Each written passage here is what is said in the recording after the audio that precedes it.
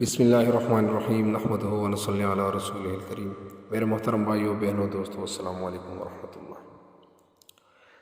جس طرح آپ لوگوں نے تمنیل میں دیکھا کہ علماء دیوبند کے سر کا تاج مہاجر مکی رحمۃ اللہ علیہ اور عصر حاضر کے دو بڑے پیر مفتی مختار الدین صاحب اور پیر ذوالفقار احمد صاحب، انہوں نے ایک عمل بتایا ہوا ہے کاروبار میں برکت کے لیے، جو بہت آزمودہ عمل ہے۔ اگر آپ لوگ اس عمل کو کرو گے تو انشاءاللہ آپ کے کاروبار میں ترقی ہو جائے گی۔ اور کسی کا کاروبار نہیں ہے تو اللہ جل شانہ ان کو کاروبار بھی عطا فرمائیں گے۔ وہ عمل ہے کہ ہر نماز کے بعد 3 مرتبہ درود ابراہیمی، وہ درود جو ہم نماز میں پڑھتے ہیں، اول و آخر 3 مرتبہ یہ پڑھنا ہے۔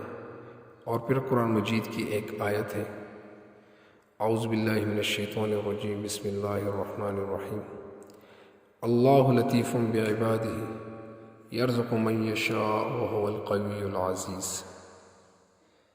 میں دوبارہ پڑھتا ہوں، بسم اللہ الرحمن الرحیم، اللہ لطیف بعبادہ یرزق من یشاء وہو القوی العزیز۔ یہ عمل اگر آپ لوگ صبح کی نماز کے بعد 70 مرتبہ فجر کی نماز کے بعد پڑھو گے تو بہت فائدہ ہوگا۔